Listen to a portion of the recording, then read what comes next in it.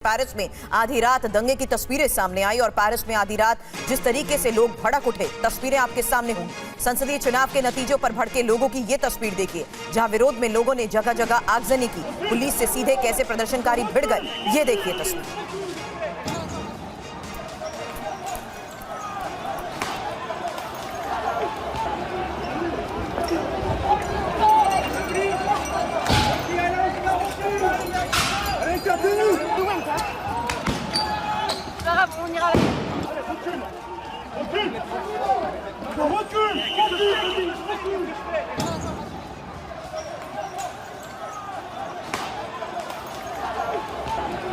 तो लगातार बिगड़ते हालात के बीच ये तस्वीरें सामने आ रही हैं, जहां देखिए किस तरीके से संसदीय चुनाव के बाद अचानक स्थिति बेकाबू हो गई। और हालांकि यहां पहले भी कई दिनों से आगजनी और प्रदर्शन की विरोध की तस्वीरें सामने आ रही थी, लेकिन अब एक बार फिर से बिगड़ते हालात के बीच आगजनी की ये तस्वीरें देखने को मिल रही हैं, जहां स्थिति बद से बदतर हो चुकी है। कुछ और तस्वीरें भी आपके सामने अब, क्योंकि प्रदर्शनकारियों ने एक के बाद एक जिस तरीके से गाड़ियों को आग के हवाले किया, वो तस्वीर भी सामने आई है। और कई घंटे तक सड़क पर हंगामे के साथ साथ भीड़ पर काबू पाने के लिए आंसू गैस के गोलों का भी इस्तेमाल किया गया। तो लगातार बिगड़ते हालात के बीच प्राथमिकता हालात को बेकाबू होते हालात को काबू में करना, जिसके लिए आंसू गैस का इस्तेमाल हुआ। और तस्वीरें ये भी सामने आई कि किस तरीके से कई घंटे तक सड़क पर हंगामे के बीच कई गाड़ियों को भी आग के हवाले कर दिया गया।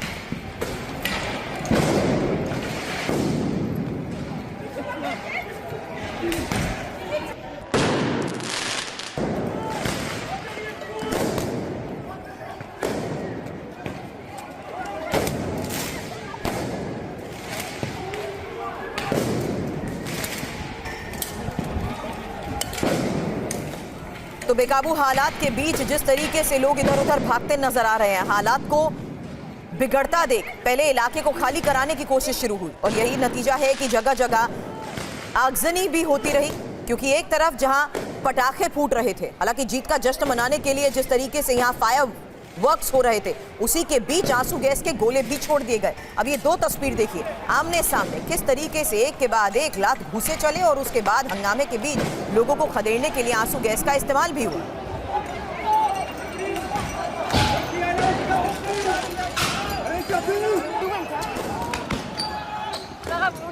अब तस्वीर आपके सामने होगी उस हालात की जब समर्थक सबसे ज्यादा नाराज नजर आए, और ये वामपंथी दल के समर्थक हैं। क्योंकि पेरिस में इस बीच खबर यह भी है कि 25 लोगों को हिरासत में लिया गया है। तो एक तरफ आंसू गैस के गोले छोड़े जा रहे हैं, वहीं लोगों को हालात में काबू पाने के लिए खदेड़ा जा रहा है। 25 लोगों को हिरासत में भी लिया गया है।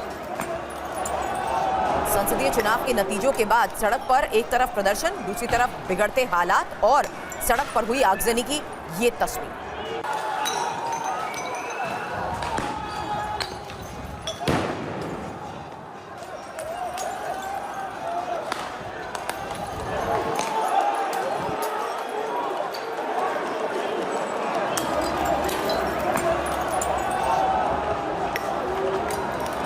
अब आधी रात पेरिस में दंगा हुआ क्यों, ये बताने से पहले इस वक्त की इन हालात की तस्वीरों से अंदाजा लगाइए कि किस तरीके से स्थिति बिगड़ गई। जगह जगह हुई सड़क पर आगजनी, दौड़ते भागते हुए इस पूरे इलाके को खदेड़ने की जो कोशिश की पुलिस और प्रदर्शनकारियों ने, वो तस्वीर सामने आई है। और इस बीच जगह जगह भड़की हिंसा की एक और तस्वीर भी आपके सामने होगी, क्योंकि पेरिस सहित कई शहरों में तोड़फोड़ भी हुई है। आगजनी की एक और तस्वीर, दंगा भड़कने से पहले ही ये आशंका थी, दंगा भड़क सकता है, ये आशंका पहले से थी। अब वही तस्वीर आपके सामने, जहां देखिए बीच सड़क पर खड़ी गाड़ियों को, साइकिल्स को, जितनी भी बाइसिकल्स का ट्रैक था, उन सभी बाइसिकल्स को भी यहां पर आग के हवाले कर दिया गया।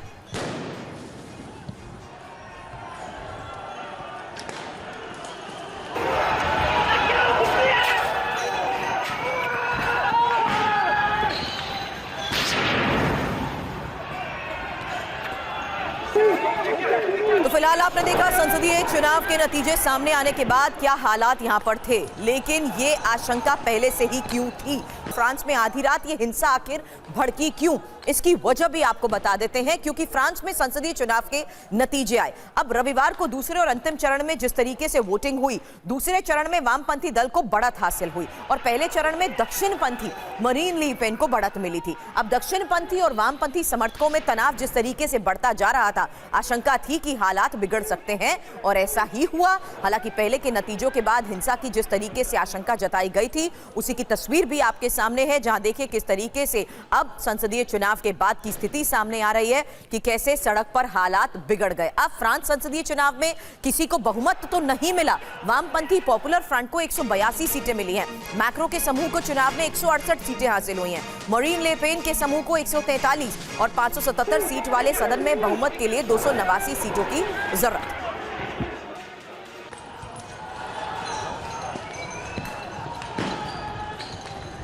राजनीतिक हालात के तहत भी समझ लीजिए कि आखिर किस तरीके से बिगड़ते हालात के बीच हकीकत यह है कि फ्रांस में अब संसदीय चुनाव में यह बड़ा उलटफेर हुआ है। फ्रांस में अब त्रिशंकु संसद होगी। लंबे वक्त राजनीतिक संकट भी संभव है और राष्ट्रपति मैक्रो की कड़ी परीक्षा भी होगी। वामपंथी समूह से मैक्रो की टक्कर होगी। मरीन ले पेन को जनता का समर्थन नहीं है। नतीजों के बाद फ्रांस में लगातार फसाद की ही तस्वीर इस वक्त आपके सामने।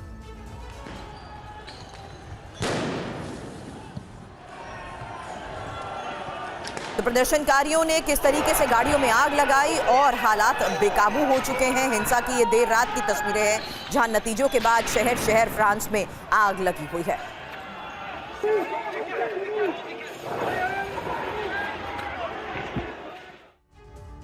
और अब बात देश भर में बारिश के प्रहार की। भारत से लेकर नेपाल तक कुदरत का कहर बरप रहा है। अब आपके सामने एक के बाद एक तस्वीरें होंगी। हालांकि कई राज्य आसमानी आफत से किस तरीके से जूझ रहे हैं उसकी 8 तस्वीरें एक साथ आपके सामने हुए, क्योंकि पूरब हो या पश्चिम या फिर उत्तर, पहाड़ से लेकर मैदान तक मुसीबत बरस रही है। और मानसून की शुरुआती बारिश में ही बाढ़ जैसे हालात की एक एक तस्वीर आपके सामने। सबसे ज्यादा प्रभावित असम है। बिहार में नदियां उफान पर हैं। नेपाल और उत्तर प्रदेश में हाहाकार मचा है।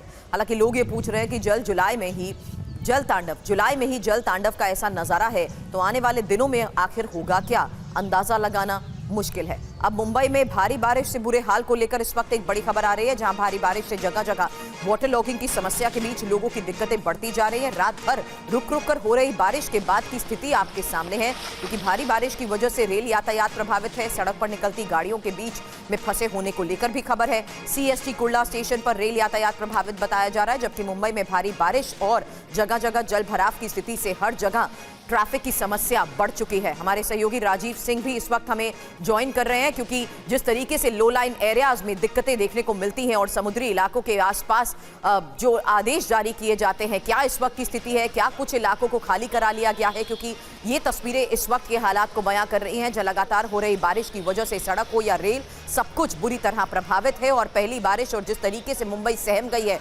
उसकी ये आज की तस्वीर आपके सामने है। राजीव सिंह हमारे संवाददाता इस वक्त हमें ज्वाइन कर चुके हैं। राजीव, इस वक्त स्थिति क्या है लो लाइन इलाके और मुंबई के लाइफलाइन को लेकर, क्या खबर? देखिए, रात में महज 6 घंटे में 300 मिलीमीटर बारिश दर्ज की गई है मौसम विभाग द्वारा। और खास तौर पर मध्य रेलवे और हार्बर लाइन की जो लोकल सेवा है वो बुरी तरह प्रभावित हुई। लगभग 1.5 से 2 घंटे देरी से चल रही है। सबसे महत्वपूर्ण बात यह है कि बारिश को देखते हुए मुंबई महानगर पालिका की तरफ से इस तरह का निर्णय लिया गया है कि जो मॉर्निंग सेशन का स्कूल और कॉलेज है उसको बंद कर दिया गया है। दोपहर की जो स्थिति है उसका आकलन किया जा रहा है। उसके बाद दोपहर के स्कूल और कॉलेज जो है उसका निर्णय बाद में लिया जाएगा। फिलहाल अभी स्थिति ऐसी है कि बारिश थम गई है। सुबह लगभग 7 बजे से पानी उतरना शुरू हो गया है, लेकिन अभी भी विक्रोली, कांजूर मार्ग, भांडुप, सायन, चूनाभट्टी रेलवे स्टेशन के रेलवे ट्रैक पर पानी भरा हुआ है। इन्हें निकलने में थोड़ा समय लगेगा, इसीलिए लोकल सेवा इस वक्त प्रभावित हुई है। सबसे महत्वपूर्ण बात यह है कि सिर्फ मुंबई ही नहीं बल्कि मुंबई, ठाणे, रायगढ़, नई मुंबई जैसे कई इलाकों में रात भर लगभग 6 से 7 घंटे तक लगातार बारिश हुई, जिसके चलते सुबह जल भराव की स्थिति उत्पन्न हुई है। और इसी वजह से भारी ट्रैफिक जाम भी सड़कों पर देखने को मिल रहा है। कई जगहों पर जो बेस्ट बस की सेवाएं हैं उनके रूट को डाइवर्ट किया गया है। रोड पर चूंकि ट्रेनों की दिक्कत है, इसलिए बेस्ट बस की अतिरिक्त सेवाएं बेस्ट प्रशासन ने देने का निर्णय लिया हुआ है। राजीव, शुक्रिया पूरी जानकारी के लिए आपका। हमारे सहयोगी राजीव जिस तरीके से मुंबई के हालात के बारे में बता रहे थे। फिलहाल इस वक्त बारिश थमी है, लेकिन देर रात से लगातार हुई बारिश के बाद की ये तस्वीरें भी आपके सामने, सायन की ये तस्वीर आपको दिखा रहे हैं, जहां देखिए किस तरीके से हर जगह पानी भर जाने के बाद मौके पर पहुंची टीम्स भी इस वक्त हालात पर काबू पाने की कोशिश कर रही हैं, क्योंकि जाहिर सी बात है वाटर पंप्स के जरिए इस इलाके से पानी को निकालने की कोशिशें जारी हैं। इसके साथ ही ठाणे की तस्वीर और बोरीवली की तस्वीर भी आपके सामने, जहां देखिए किस तरीके से हर तरफ पानी भर जाने जाने की वजह से अब लोगों की मुश्किलें भी बढ़ती जा रही हैं। सुबह सुबह की और देर रात की ये तस्वीर। और असम में भारी बारिश के बाद बाढ़ से तबाही को लेकर बड़ी खबर यह है कि 30 जिले सबसे ज्यादा प्रभावित बताए जा रहे हैं।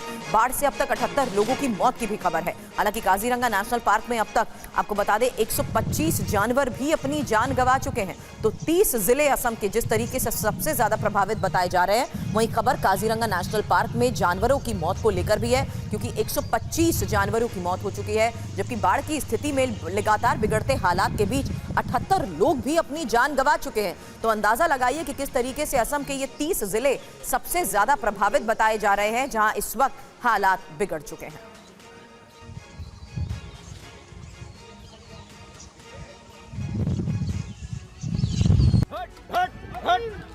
ये तस्वीरें काजीरंगा नेशनल पार्क की हैं, जहां बाढ़ से अब तक 125 से ज्यादा जंगली जानवरों की मौत हो चुकी है। मरने वाले जानवरों में 6 गैंडे, 90 हिरण, 2 सांभर और 1 ऊद बिलाव शामिल हैं। सभी जानवरों की मौत पानी में डूबने से हुई है। कुछ जानवरों की मौत हाईवे पर गाड़ियों की चपेट में आने से भी हुई है। वन विभाग के कर्मचारी लगातार जानवरों को रेस्क्यू करने में लगे हुए हैं। जंगली जानवर भोजन और सुरक्षित जगह की तलाश में इधर उधर भटक रहे हैं। तस्वीरों में आप देख सकते हैं कैसे हाथियों का एक झुंड सुरक्षित जगह की तलाश में एक जगह से दूसरी जगह की ओर जा रहे हैं। प्रशासन लोगों से इन इलाकों में धीमी गाड़ी चलाने की अपील कर रहा है।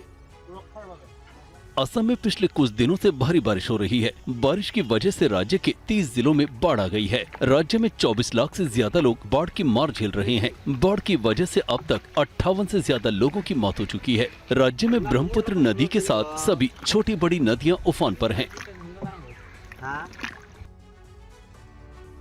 असम की स्थिति के बाद अब उत्तर प्रदेश की तस्वीरें आपके सामने, क्योंकि उत्तर प्रदेश में आपको बता दें श्रावस्ती जिले में राप्ती नदी उफान पर है और नदी ने गांव को जिला मुख्यालय से जोड़ने वाली सड़क को कैसे काट दिया, ये तस्वीर कैमरे में कैद हुई है। पानी की रफ्तार इतनी तेज कि पुराने पेड़ भी चंद सेकंड में गिर रहे हैं। ये देखिए तस्वीर।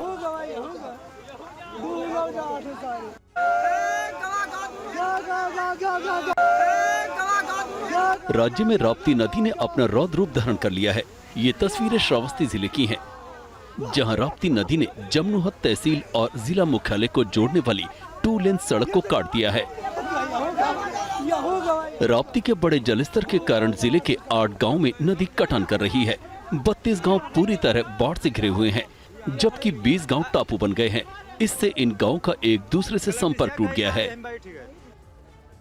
ये तस्वीरें कुशीनगर की हैं, जहां बाढ़ ने खतरनाक रूप अख्तियार कर लिया है। बाढ़ का पानी कई गांवों में घुस गया है। स्कूलों में पानी भरने से बच्चों की पढ़ाई बंद है। बाढ़ की वजह से अब तक 70 से ज्यादा लोगों का रेस्क्यू किया जा चुका है। जिले के डीएम खुद ट्रैक्टर पर बैठकर बाढ़ प्रभावित गाँव का दौरा कर रहे हैं। अयोध्या में भी सरयू नदी का जलस्तर लगातार बढ़ रहा है, लिहाजा प्रशासन वक्त रहते सतर्क हो गया है। काफी अधिक वर्षा हुई है बहुत कम दिवसों में, और हम लोग इसलिए ड्रेनेज सिस्टम को मजबूत कर रहे हैं।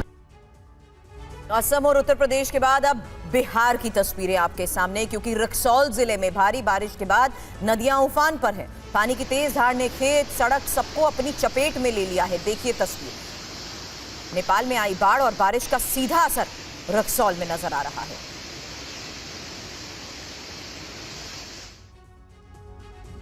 भारी बारिश के बाद राज्य में कोसी, महानंदा, बागमती, गंडक, कमला बलान और कमला सहित कई नदियां खतरे के निशान से ऊपर बह रही हैं।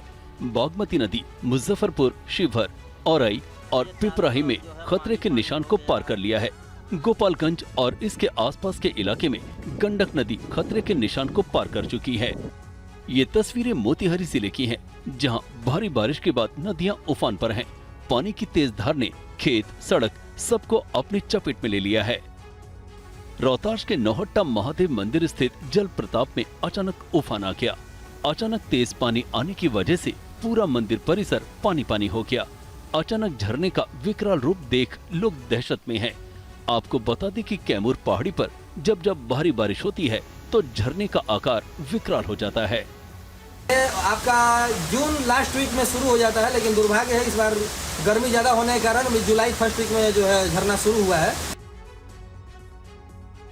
नेपाल में आई बाढ़ का असर किस तरीके से बिहार में हो रहा है, वो तस्वीर आपने देखी। अब बाढ़ की डरावनी तस्वीरें नेपाल से जो सामने आ रही हैं, वो ये बता रही हैं कि नेपाल में हालात बेहद खराब हो चुके हैं और नेपाल में बाढ़ से मची तबाही पर ही ये रिपोर्ट।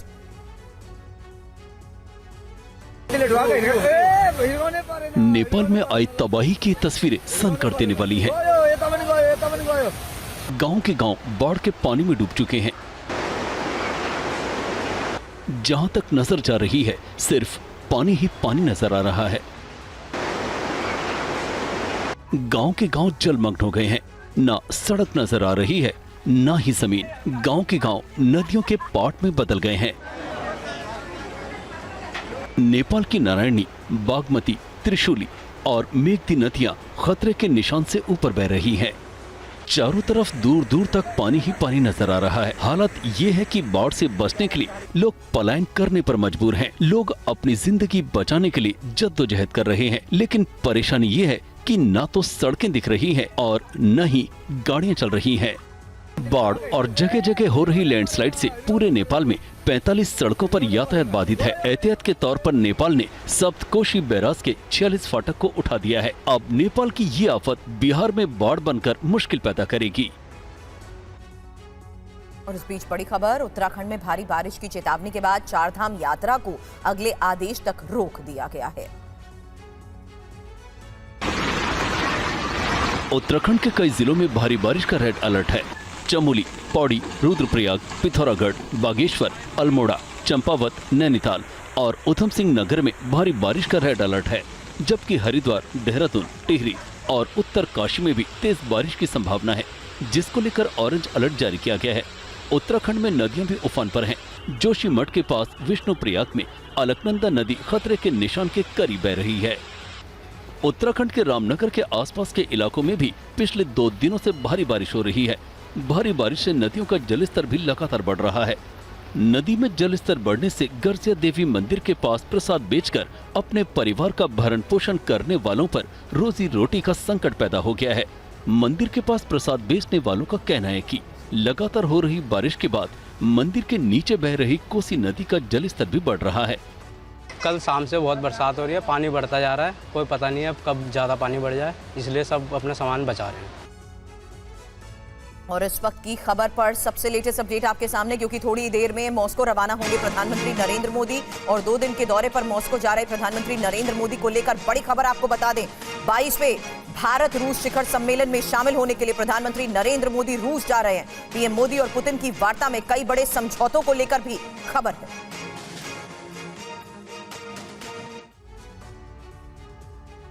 बाईसवें भारत रूस शिखर सम्मेलन में शामिल होने के लिए पीएम मोदी रूस जा रहे हैं। ये शिखर सम्मेलन 3 साल बाद हो रहा है। इससे पहले भारत रूस शिखर सम्मेलन दिसंबर 2021 में हुआ था, जब रूस के राष्ट्रपति व्लादिमीर पुतिन दिल्ली आए थे। वैश्विक मंच पर पीएम मोदी की इस यात्रा की काफी चर्चा है। ऐसा इसलिए है क्योंकि यूक्रेन से युद्ध शुरू होने के बाद पीएम मोदी की ये पहली मॉस्को यात्रा है।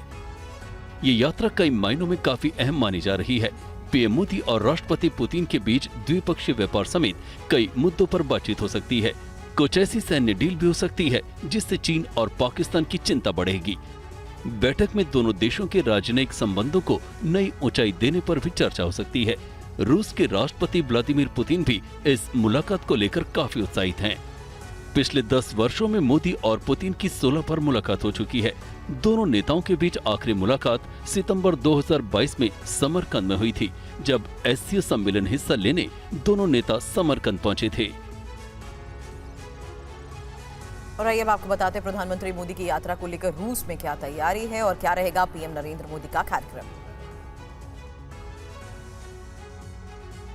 भारत इस वक्त वर्ल्ड डिप्लोमेसी के शिखर पर है। ये बात पुतिन और बाइडेन समेत दुनिया का हर बड़ा नेता जानता है। यही वजह है कि पीएम मोदी जिस देश में जाते हैं उनके लिए रेड कारपेट बिछ जाता है। रूस में भी पीएम मोदी की यात्रा को लेकर जबरदस्त तैयारी की गई है।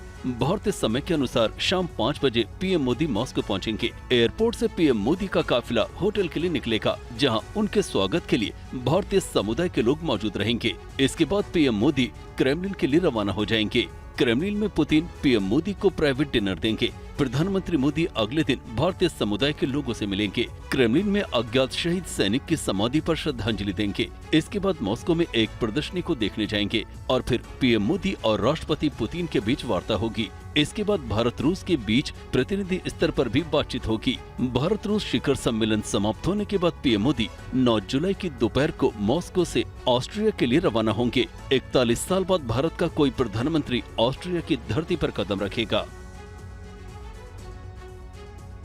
और बड़ी खबर इस बीच, जहां आपको बता दें, दिल्ली से मणिपुर के लिए राहुल गांधी निकल चुके हैं और हिंसा प्रभावित लोगों से मुलाकात करेंगे। राहुल गांधी चुराचांदपुर में राहत शिविर भी राहुल गांधी जाएंगे। असम में बाढ़ पीड़ितों से राहुल मुलाकात करेंगे। राहुल गांधी मणिपुर में हिंसा प्रभावित लोगों से मुलाकात करेंगे। राहुल सबसे पहले असम के कछार जिले के सिलचर स्थित कुंभीग्राम हवाई अड्डे पर सुबह पहुंचेंगे। वहां से वो बाढ़ पीड़ितों से मिलने कैंप में जाएंगे। बाढ़ पीड़ितों से मिलने के बाद राहुल गांधी मणिपुर के लिए निकलेंगे। सुबह 10:45 पर राहुल गांधी मणिपुर के जिरीबाम जिले में जाएंगे। वहाँ हिंसा प्रभावित लोगों से मुलाकात करेंगे। जिरीबाम में 6 जून को ताजा हिंसा हुई थी। लोकसभा में विपक्ष का नेता बनने के बाद राहुल गांधी का ये पहला पूर्वोत्तर दौरा होगा। मणिपुर हिंसा के बाद राहुल गांधी की ये तीसरी यात्रा होगी। राहुल गांधी दोपहर 3 बजे चुराचांदपुर राहत शिविर का दौरा करेंगे। फिर शाम 5:30 बजे राहुल गांधी राजभवन में राज्यपाल से मुलाकात करेंगे। शाम 6:15 बजे राहुल गांधी मणिपुर के पीसीसी ऑफिस में मीडिया से बातचीत करेंगे। राहुल गांधी की मणिपुर यात्रा को लेकर राज्य में सुरक्षा व्यवस्था कड़ी कर दी गई है। जिरीबाम जिले के ड्रोन फोटो और वीडियोग्राफी पर रोक लगा दी गई है। जिरीबाम जिले के डीएम ने कहा है, नियम तोड़ने वाले के साथ कड़ी कार्रवाई की जाएगी। और इस बीच बड़ी खबर, Worli hit and run case में पुलिस ने मुख्य आरोपी मिहिर शाह के पिता और शिवसेना नेता राजेश शाह को गिरफ्तार कर लिया है। राजेश शाह को आज कोर्ट में पेश किया जाएगा। पुलिस ने राजेश शाह को हिरासत में लेकर पहले पूछताछ की और फिर गिरफ्तार कर लिया। सूत्रों का कहना है कि राजेश शाह जांच में पुलिस का सहयोग नहीं कर रहे थे। पुलिस को शक है कि राजेश शाह ने अपने बेटे की फरार होने में मदद भी की है। इस बीच Worli hit and run case से जुड़ा एक सीसीटीवी फुटेज सामने आया है। बताया जा रहा है कि ये वीडियो घटना से ठीक पहले का है। वीडियो में मुख्य आरोपी मिहिर शाह जू के एक पब से निकलता दिख रहा है। उसके साथ 2 और लोग भी दिख रहे हैं। पुलिस मिहिर शाह और उसके ड्राइवर की तलाश कर रही है, जबकि उसके दोस्त को पुलिस पहले ही गिरफ्तार कर चुकी है। यही वो कार है जिससे हादसा हुआ है। फॉरेंसिक टीम ने वर्ली पुलिस स्टेशन पहुंचकर कार की जांच की ताकि आरोपियों के खिलाफ पुख्ता सबूत जुटाया जा सके। हालांकि इस मामले में अब राजनीति भी तेज हो गई है। विरोधी पार्टियां राजेश शाह के बहाने मुख्यमंत्री एकनाथ शिंदे पर निशाना साध रही हैं। अगर लॉ एंड ऑर्डर, पुलिस व्यवस्था, कानून उस राज्य में है तो मिहिर शाह को पकड़ लीजिए।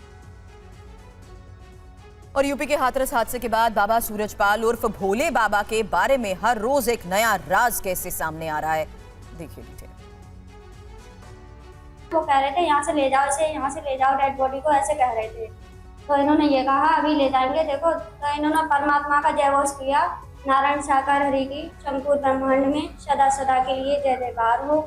तो मेरी मतलब इन्होंने ऐसे बोला, पानी डाला वहाँ से, मतलब वो करके जो जल लिया था अपने मन से, आशा श्रद्धा थी इनकी, तो इन्होंने वो करके तो ऐसे मतलब मेरे मुंह में पानी डाल दिया, वहाँ से ले गए और तभी मैं उठ के मतलब मुझे होश आ गया। सुना आपने, ये संभल की रहने वाली बाबा नारायण साकार हरि की भक्त संजू हैं, जो ये दावा कर रही हैं कि 2020 में उसकी मौत हो गई थी, लेकिन बाबा के आशीर्वाद से उसको दोबारा जीवन दान मिला है। अब संजू अपने पति दीपक के साथ बाबा साकार हरि की दोनों वक्त पूजा आरती करती है। हम 2012 से जाते हैं, हमने बहुत कुछ करिश्मा परमात्मा की लीलाएं देखी हैं, तो हमें विश्वास है कि वो नारायण साकार हरि परमात्मा। तो आपका ये दावा है आपकी पत्नी की मृत्यु हो गई और परमात्मा की कृपा से वो ठीक हो गई? जी, परमात्मा है वो नारायण साकार हरि, वो कोई शरीर नहीं है, उस शरीर में प्राकट हुआ है वो नारायण साकार हरि परमात्मा है, व्यक्ति नहीं है। व्यक्ति नहीं है। और आतंकियों के खिलाफ बड़े ऑपरेशन को लेकर इस वक्त बड़ी खबर जम्मू कश्मीर से है, जहां कुलगाम में सुरक्षा बलों ने 6 दहशतगर्दों को ढेर कर दिया है और मुठभेड़ में 2 जवान भी शहीद हुए।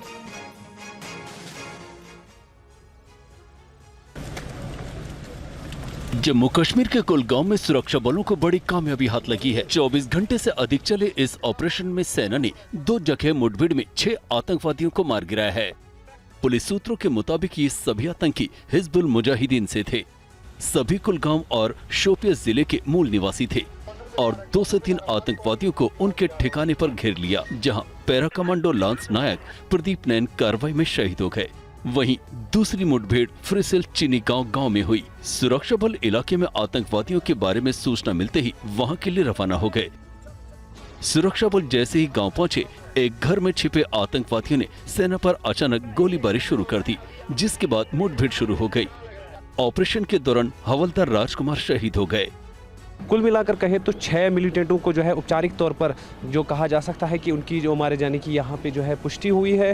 हालांकि जो सूत्रों का कहना था कि 8 मिलिटेंट्स यहाँ पे उनकी मौजूदगी थी और उनको भी जो है कह सकते हैं कि 8 के 8 को मारा गया है। तो इस बीच एक बड़ी खबर आपको बता दें, जहां खबर ये आ रही है जम्मू कश्मीर के कुलगाम में मारे गए आतंकियों को लेकर बड़ा खुलासा हुआ है और आतंकियों ने छिपने के लिए अलमारी के पीछे सुरंग बनाई हुई थी। सर्च ऑपरेशन के दौरान सेना को खुफिया ठिकाने के बारे में जानकारी हासिल हुई।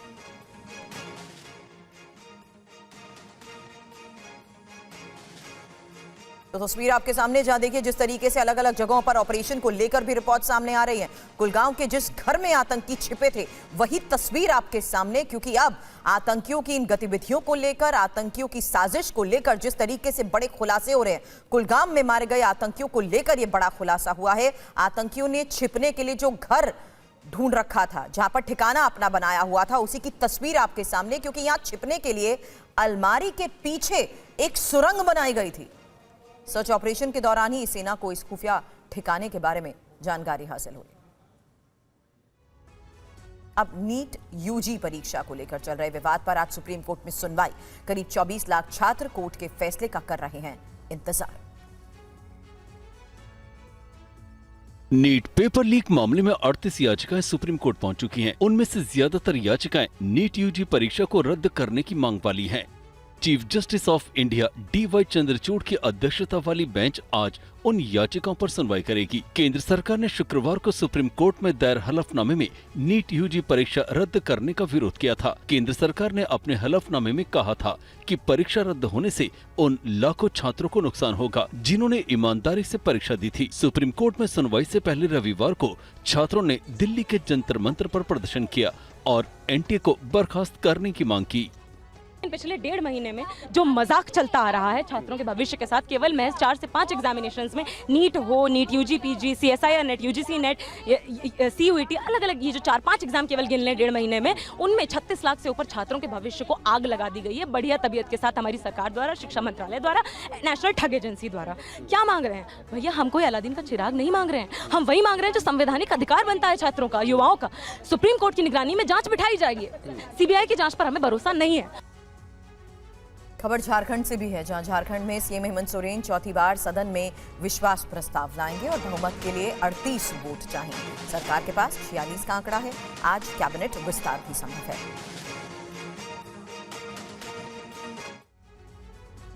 झारखंड के मुख्यमंत्री हेमंत सोरेन आज विधानसभा में अपनी सरकार का बहुमत परीक्षण का सामना करेंगे।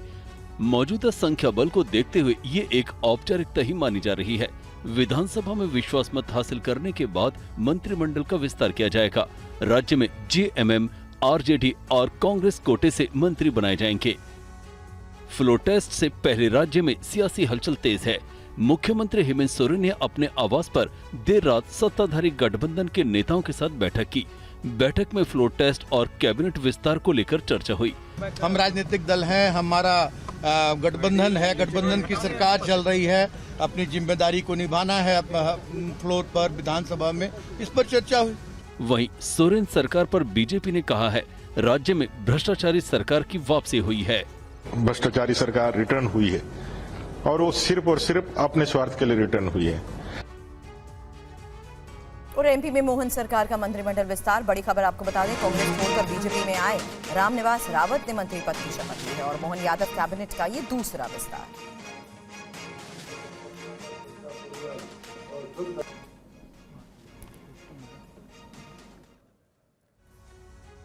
दिल्ली के उपराज्यपाल विनय सक्सेना ने हाल ही में हुए शिक्षकों के ट्रांसफर पर रोक लगा दी है। आम आदमी पार्टी इसे अपनी जीत बता रही है।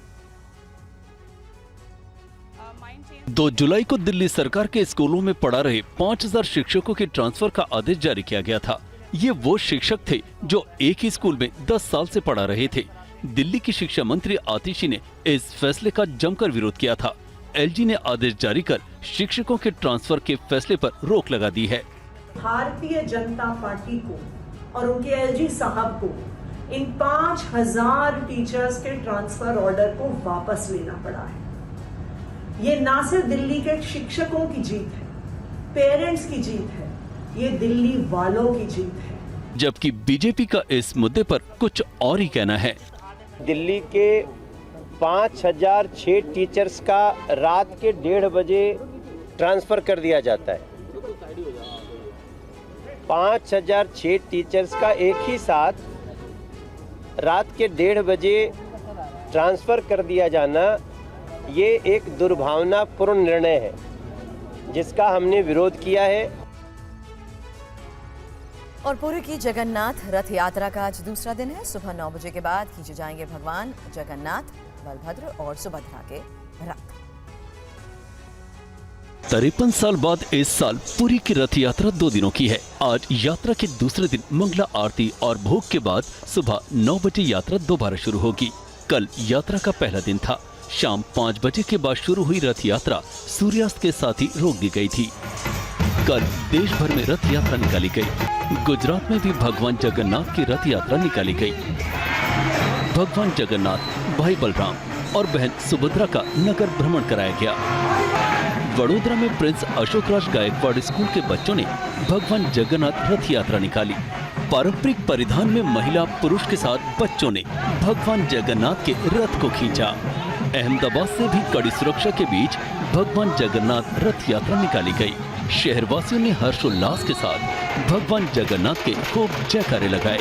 मध्य प्रदेश के इंदौर में भी भगवान जगन्नाथ की रथ यात्रा निकाली गई। ये रथ यात्रा इस्कॉन मंदिर की ओर से आयोजित की गई थी। और पुरी के साथ हरियाणा के गुरुग्राम में भी भगवान जगन्नाथ की भव्य रथ यात्रा निकाली गई। देखिए ये रिपोर्ट। हरियाणा के गुरुग्राम में भक्तिभाव के साथ भगवान जगन्नाथ की रथ यात्रा निकाली गई। गुरुग्राम के साईं के आंगन मंदिर से भगवान जगन्नाथ की रथ यात्रा में भक्तों की भीड़ नजर आई। भगवान जगन्नाथ जी को उनके भाई बलभद्र जी और बहन सुभद्रा जी के साथ गुरुग्राम के साईं आंगन मंदिर में स्थापित किया गया। यहाँ पर आप देखोगे जो लोग खड़े बाबा के मंदिर में, ये सब स्थान के हैं। ये पंजाबी, डोगरा, राजस्थानी, हिंदुस्तानी, साउथ इंडियन सब है। अब यहाँ सारे भाषा, सब प्रांत के लोग इकट्ठा हुए हैं। इतने बहुत कम मिलता है, रेयर। रथ यात्रा जिस रास्ते से भी गुजरी, लोग भगवान का आशीर्वाद लेते हुए यात्रा में शामिल हुए। ये मंदिर शिरडी में जैसा है, बाबा का मंदिर, द्वारका माई, चावड़ी, पूरा ऐसी एकदम ऐसे ही इधर बनाया था। गुरुजी का मार्गदर्शन में दुनिया में लगभग 400 के आगे मंदिर बनाया है। और मेघालय के उमराई में भारत और मंगोलिया के संयुक्त सैन्य अभ्यास को लेकर बड़ी खबर है। ये सैन्य अभ्यास चल रहा है और इस सैन्य अभ्यास का मकसद दोनों देशों के बीच सामरिक सहयोग को बेहतर करना है। भारत और मंगोलिया के इस संयुक्त सैन्य अभ्यास को नोमैडिक एलिफेंट नाम दिया गया है। भारत मंगोलिया के बीच सैन्य अभ्यास का ये 16वां संस्करण है। 3 जुलाई को शुरू हुआ ये संयुक्त सैन्य अभ्यास 16 जुलाई तक चलेगा। दरअसल संयुक्त सैन्य अभ्यास नोमैडिक एलिफेंट के तहत भारत और मंगोलिया की सेना अपने युद्ध कौशल को और भी ज्यादा निखारने के लिए पसीना बहा रहे हैं। 45 जवानों वाली भारतीय सेना की टुकड़ी का प्रतिनिधित्व सिक्किम स्काउट्स की एक बटालियन कर रही है। वहीं मंगोलियाई टुकड़ी का प्रतिनिधित्व मंगोलियन आर्मी की क्विक रिएक्शन फोर्स कर रही है। दोनों देशों के सैनिक संयुक्त रूप से तकनीक और इंटेलिजेंस का सहारा लेते हुए दुश्मन के नापाक इरादों को नेस्तनाबूद करने की प्रैक्टिस कर रहे हैं। नोमैडिक एलिफेंट एक वार्षिक प्रशिक्षण कार्यक्रम है जो भारत और मंगोलिया में बारी बारी से आयोजित किया जाता है। पिछला संस्करण जुलाई 2023 में मंगोलिया में आयोजित किया गया था। संयुक्त सैन्य अभ्यास से दोनों देशों के बीच रणनीतिक साझेदारी लगातार मजबूत हो रही है। और कैलिफोर्निया के जंगलों में लगी आग बेकाबू हो चुकी है। हालात को देखते हुए हजारों घरों को खाली कराया जा रहा है। रेस्क्यू में भी तेजी लाई गई। जंगलों में लगी ये भीषण आग उत्तरी कैलिफोर्निया की है। आग इतनी भीषण है कि बुझने का नाम नहीं ले रही। पहाड़ पर लगी आग तेजी से जंगल में फैल रही है। लॉस एंजलिस के उत्तर पश्चिम में सांता बारबरी काउंटी में भड़की आग से अब तक 49 वर्ग किलोमीटर वन क्षेत्र खाक हो चुका है। जंगल में बढ़ती आग की लपटें अब लोगों के घरों तक पहुंच रही हैं। हालांकि प्रशासन हेलीकॉप्टर की मदद से पानी का छिड़काव कर रहा है, लेकिन तेज हवाओं के कारण आग को नियंत्रित करना मुश्किल हो रहा है। अब तक अलग अलग बस्तियों से 26,000 लोगों को निकाला जा चुका है। सैक्रामेंटो से लगभग 70 मील दूर बर्ट काउंटी के ओरोविल शहर के पास जंगल में सबसे पहले आग लगी। प्रशासन ने आग पर लगभग काबू पा लिया था। इसी बीच 8 किलोमीटर दूर दक्षिण में ग्रब्स में आग लग गई। आग देखते ही देखते जंगलों में फैल गई, जिस पर अभी तक काबू नहीं पाया जा सका है। सरकार ने ओरोविल में इमरजेंसी लगा दी है। इस इलाके में 20,000 लोग रहते हैं, जिनको सुरक्षित स्थान पर पहुंचाने की कोशिश की जा रही है। और इटली के सैन मार्टिनो में लैंडस्लाइड की तस्वीरें आ रही हैं सामने, जहां पहाड़ी इलाके में लगातार भूस्खलन से लोग भी परेशान हैं।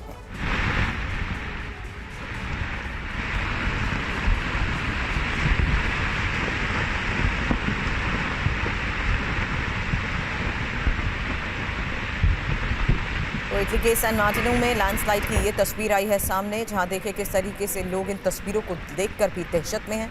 हालांकि भूस्खलन से लोगों की परेशानी जिस तरीके से बढ़ रही है, आसपास के इलाके, प्रभावित इलाकों को पहले से ही खाली कराने की कोशिशें शुरू हो चुकी हैं।